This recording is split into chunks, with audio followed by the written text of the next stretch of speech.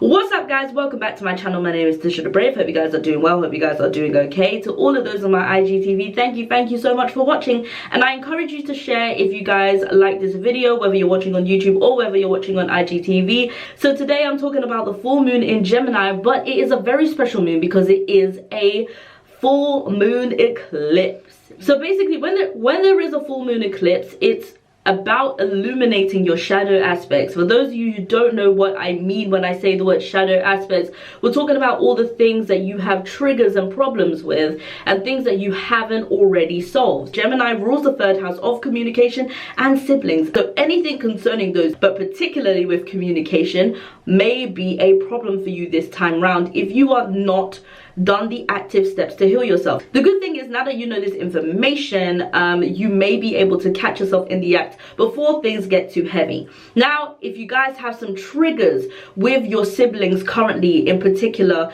and you haven't communicated or expressed yourself the way you should have, it's time for you to now stand in your truth. And this is not just technically about siblings.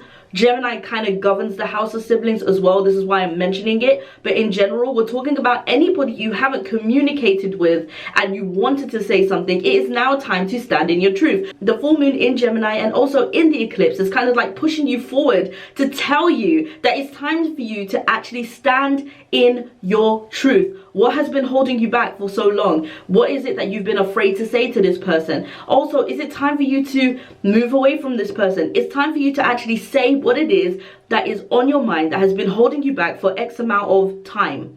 Okay, especially, and I have to say especially when it comes to your siblings. Now, especially with siblings, there may be a hierarchy order that nobody has ever talked about, especially in certain cultures. See, sometimes they deem the oldest as the most important, or the person has to get everybody in line, and the oldest has always kind of had pressure on them to be this person, you know. And then you have the middle child who's always trying to work their way through, and the last child who's always been spoiled, or whatever it is.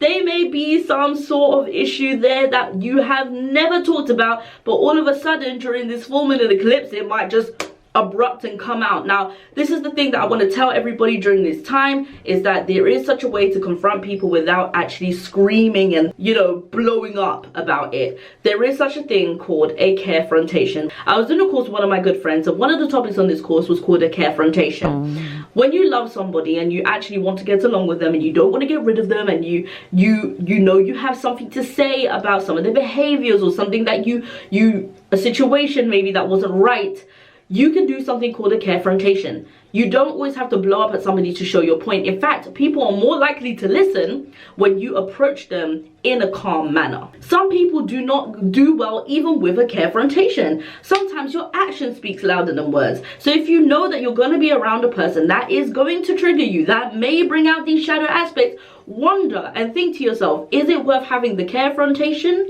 or is it worth actually not speaking to this person and having a moment of clarity to yourself where you're like, you know what, my actions are going to speak louder than words. Those who are manifestors and those who continue to want to manifest in their lives, having a angry demeanor does not suit you, because when you are angry, all you attract are the negative things. Having manifestation is all about being positive and attracting the positive. So if you're here and you're hearing this message and you want to manifest, then you better not succumb to the will of your shadow aspects. You better rise above that and listen and learn and grow. And if you want to learn and grow, you will find a way to control yourself. Okay, so my name is TishaTheBrave. I hope you guys like this video. If you guys like this video, don't forget to give me a thumbs up. Also, don't forget that I also have a service where I help break down your zodiac natal chart. If you want full information about that, please contact me via my social medias that you will be seeing. If you're on Instagram, just DM me, we'll talk, and I'll see you guys in the next one. Bye bye.